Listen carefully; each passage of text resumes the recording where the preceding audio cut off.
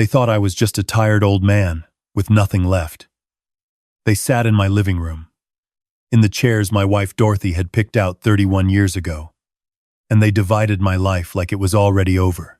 What they didn't know, what none of them could have imagined, was that Dorothy had spent the last 2 decades making sure this exact moment would never go the way they planned. But I'm getting ahead of myself. Let me start at the beginning. My name is Walter Greer. I'm 67 years old. I spent 42 years as a high school history teacher in Baton Rouge, Louisiana. I drove the same Ford pickup for 19 years, packed my own lunch every day, and never once felt like I was missing out on anything. I had Dorothy. That was enough. That was everything. Dorothy and I met at a church social when we were both 24. She was wearing a yellow dress and laughing at something her friend said. And I thought to myself, that's the woman I'm going to marry. I was right. 6 months later, we were standing in front of a pastor, and I made the best decision of my entire life. We had 2 kids. My son Marcus came first, then 2 years later, my daughter Renee. We raised them in a 3-bedroom house on Clover Street, took them to church every Sunday, put them both through college. Dorothy worked as a bookkeeper for a small insurance company for most of her career. Nothing glamorous, nothing flashy. We were just 2 ordinary people who loved each other and worked hard and tried to do right by our family. For 31 years, that's exactly what it looked like from the outside. What nobody saw, what I didn't even fully understand until after she was gone, was what Dorothy had been doing every single Thursday afternoon for as long as I could remember. Every Thursday, without fail, Dorothy would tell me she was going to run errands. Sometimes she'd come home with groceries. Sometimes with nothing at all. I never thought much about it. Dorothy was an organized woman. She kept her own calendar, handled our bills, managed the household budget. I trusted her completely. I had no reason not to. She passed away on a Tuesday morning in March, 16 months ago. Congestive heart failure. The doctors said it happened fast. I was in the kitchen making her tea when I heard the sound, or rather, the sudden absence of sound, and I knew before I even walked down the hallway that my whole world had just changed. The grief was something I can't fully describe. It felt like someone had removed a wall from the house and left everything else standing. But nothing quite made sense without it anymore. I walked through the rooms. I sat in her chair. I held her cardigan against my chest, and I just breathed. Marcus and Renee came home for the funeral, which I expected and was grateful for. What I didn't expect was who came with them. Marcus arrived with his wife, Candace. I had never warmed to Candace. That's not something I'm ashamed to admit. She had a way of looking around a room like she was appraising everything in it, calculating values, measuring square footage. She smiled with her mouth but not her eyes, and she called me Walter instead of Dad, even though Marcus and I had a good relationship before she entered the picture. Renee came with her boyfriend, a man named Derek, who I had met twice before and remembered nothing about either time. He was the kind of person who fills a room with noise without saying anything worth hearing. They were here for the funeral. That was fine. That was what families do. The problem started on the second day. I came downstairs in the morning to find Candace walking slowly through the living room, stopping at things, picking up the small bronze clock on the mantel, turning it over in her hands. I stood in the doorway and watched her for a moment before I said anything. "Can I help you with something?" I asked. She set the clock down without any embarrassment. "I was just looking," she said. "This is a big house for one person." "Walter," I told her I managed fine. She smiled that smile of hers and said, Of course you do." I didn't say anything else. I went to the kitchen and made my coffee and told myself she was grieving in her own way and to let it go. But it didn't stop there. That afternoon, I overheard Marcus and Candace talking in the guest room. The door was open a crack. I wasn't eavesdropping. I was walking past. But what I heard stopped me cold. "The house alone is worth $380, maybe $400, Candace was saying. "And that's without knowing what else there is." "We don't know what she had," Marcus said. "That's my point. We need to find out." I stood in the hallway for a moment, my hand resting against the wall, and I felt something shift inside me. Not anger yet. Something quieter than anger. Something like recognition. That evening at dinner, Marcus brought it up directly. He said he'd been thinking about my situation and that the house was too much for me to maintain alone. He said there were wonderful senior living communities nearby. Places with activities and nurses on call. Places where I'd be comfortable. I looked at my son across the table. He was 52 years old. I had coached his little league team. I had sat beside his hospital bed when he had his appendix out at age 9 and held his hand while he cried. I had moved him into 3 different apartments in his 20s and helped him carry furniture upstairs without complaint. I said, "I appreciate the concern, Marcus. I'm staying in my home." Candace set down her fork. "Walter, we're just trying to be practical. This house is an asset. It doesn't make sense to let it sit here when..." "When what?" I asked. "When I'm still living in it?" There was a silence. Renee looked down at her plate. Derek helped himself to more bread. "We're trying to help," Marcus said. "I know what you're trying to do," I said. And I left it at that. They stayed 4 more days. During those 4 days, Candace asked me twice about Dorothy's financial accounts. Once about whether we had a safe in the house, and once whether I had gotten around to updating my will since Dorothy passed. I answered none of these questions directly. I was polite. I smiled. I offered them coffee. But inside, something was hardening. After they left, I sat in the quiet of the house for a long time, and then I remembered the drawer. Dorothy had a small writing desk in the corner of our bedroom. She'd had it since before we were married. A gift from her mother. Dark cherry wood. 3 small drawers on the right side. I had never opened those drawers. Not once, in 31 years. It was her desk, and what was in it was hers. That was just understood between us. The night after Marcus and Candace drove away, I sat down at Dorothy's desk for the first time. I opened the top drawer. Inside was a pen, a small notebook, and an envelope with my name on it. My hands weren't entirely steady when I picked it up. The handwriting was Dorothy's neat, careful, slightly slanted to the right the way it always was. I sat there holding it for several minutes before I opened it. It was a letter. 4 pages, front and back, written in that same careful hand.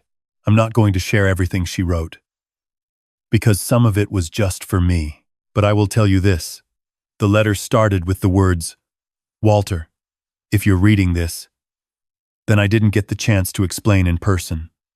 And I'm sorry for that, but I need you to know that everything is taken care of. Everything.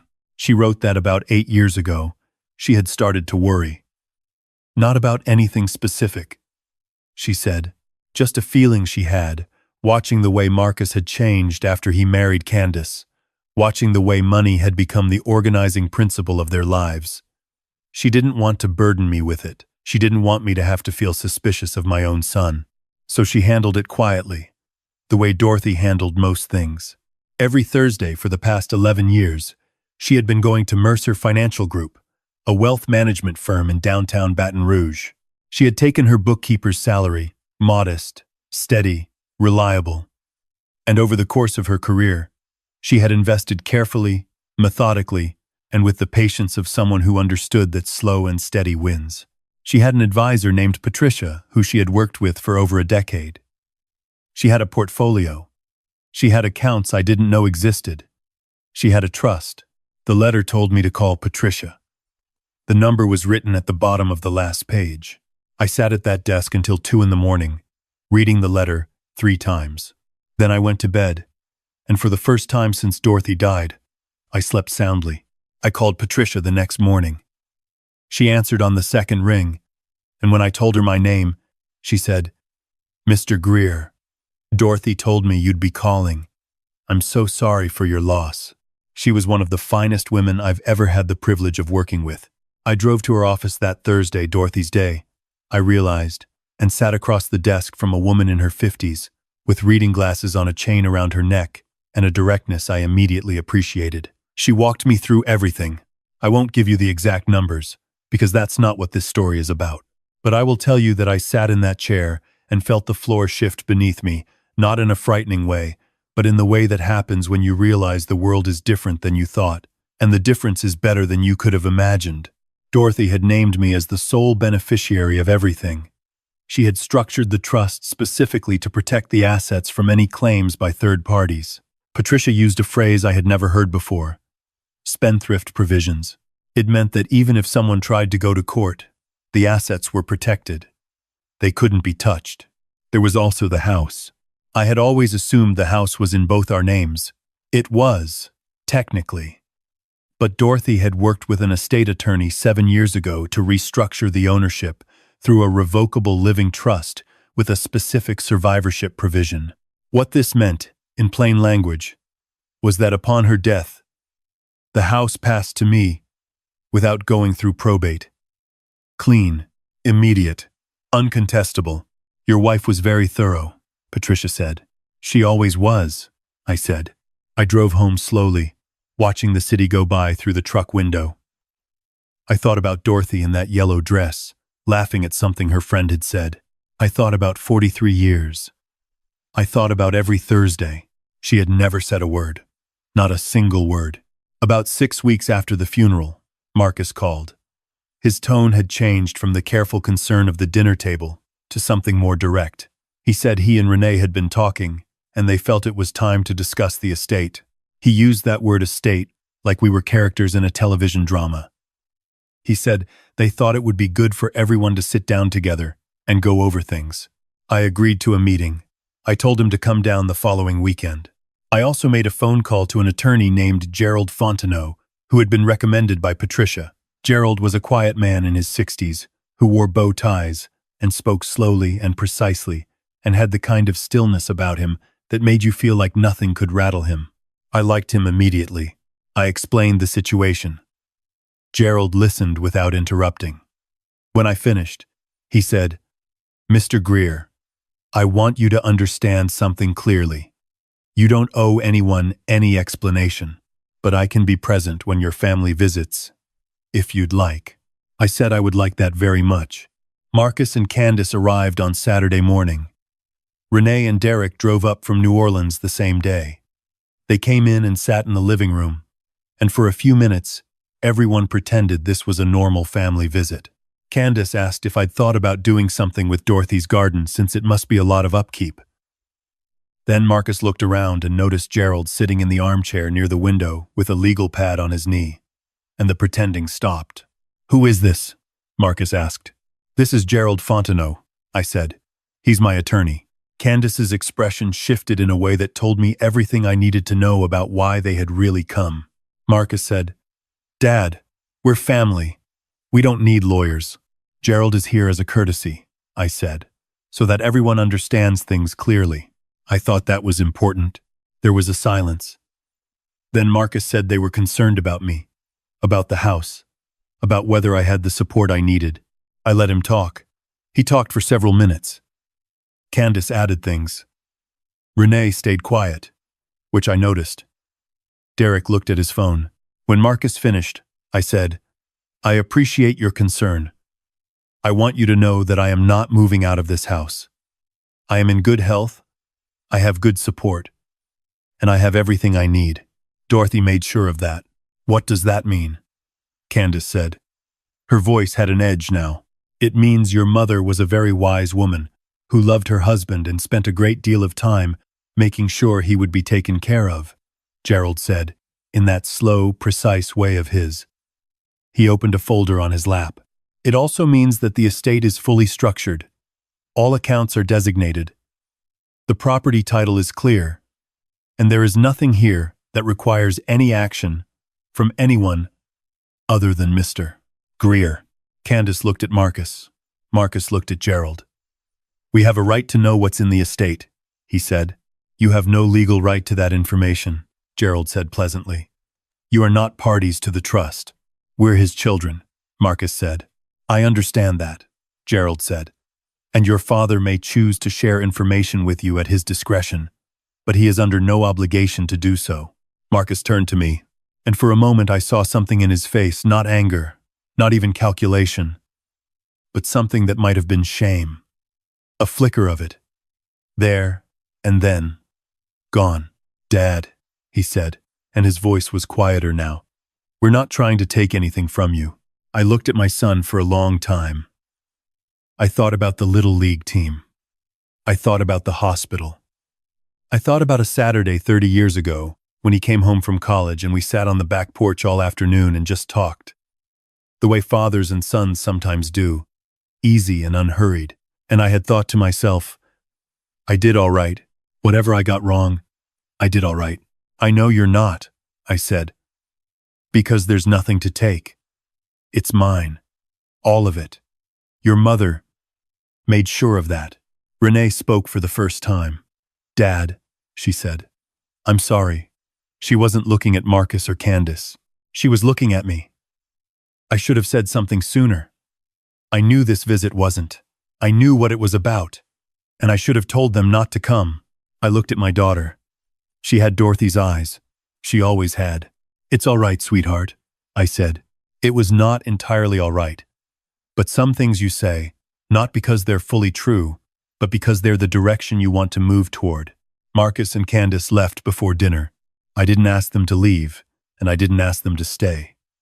Candace gathered her bag with a tightness around her jaw, and Marcus shook Gerald's hand without saying anything. And then they were gone. Renee stayed. She sent Derek back to the hotel. I hadn't invited him to stay, and to his credit, he didn't seem bothered. And she and I sat in the kitchen the way we used to when she was a teenager, and ate leftover red beans and rice, and talked until almost midnight. She told me she had sensed something was off with Marcus for years, that Candace kept careful track of what everyone in the family had and what they might eventually get, that after Dorothy got sick the first time, 2 years before she died, Candace had started making comments, little ones, about the house, about what Dorothy must have saved over the years, about how it would all need to go somewhere.